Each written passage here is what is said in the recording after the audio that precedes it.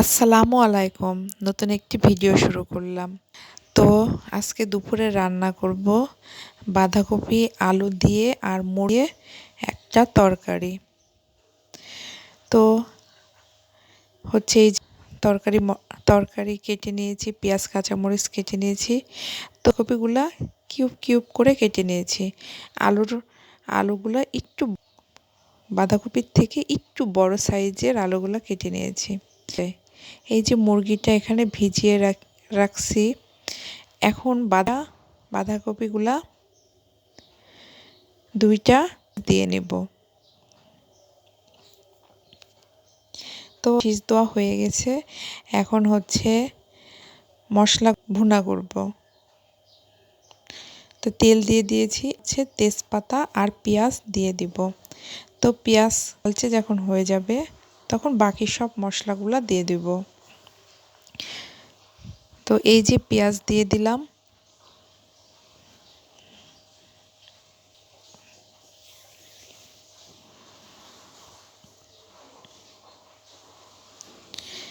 আমরা তো বাঁধাকপি অনেকভাবেই খাই।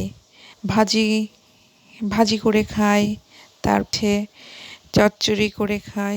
তো এভাবে রান্না করে দেখবেন, অনেক ভালো লাগবে। তো এখন মশলা বাটা দিয়ে দিচ্ছি।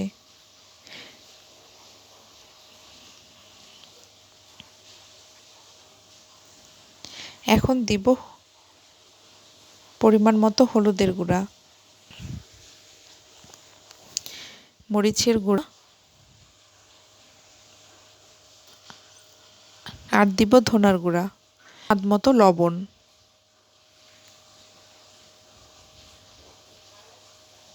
আর আদা রসুন বাটা আমি আদা রসুনের সাথে বেটে নিয়েছি।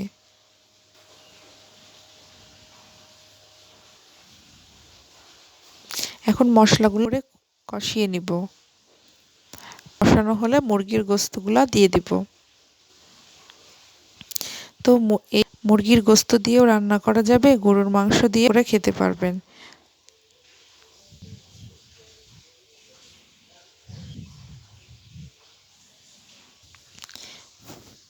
তো এখন ভুনা হয়ে গেছে, দিয়ে দিব।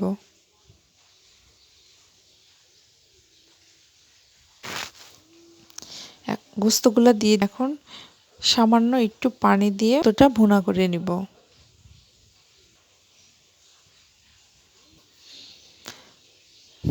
তো কথায় যদি ভুল থেকে থাকে তাহলে ক্ষমার দৃষ্টিতে।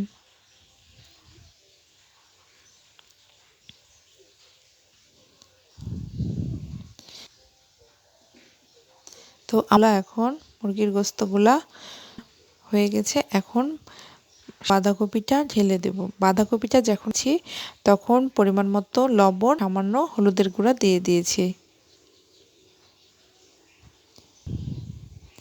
আমার ভিডিওটা দেখে তাহলে আমার চ্যানেলটি সাবস্ক্রাইব করে দিয়ে লাইক করে দিবেন।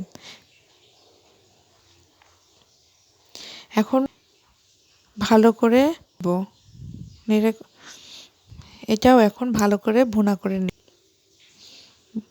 বসানো হয়ে গেলে সামান্য পরিমাপে আর দিয়ে দিব গুঁড়া। নামানোর কিছুক্ষণ আগে গুঁড়া।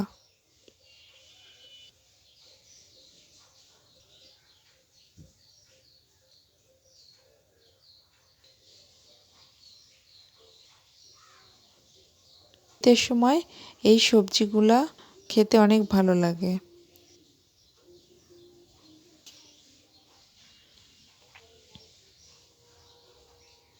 এই যে রান্নাটা আমার কমপ্লিট হয়ে গেছে।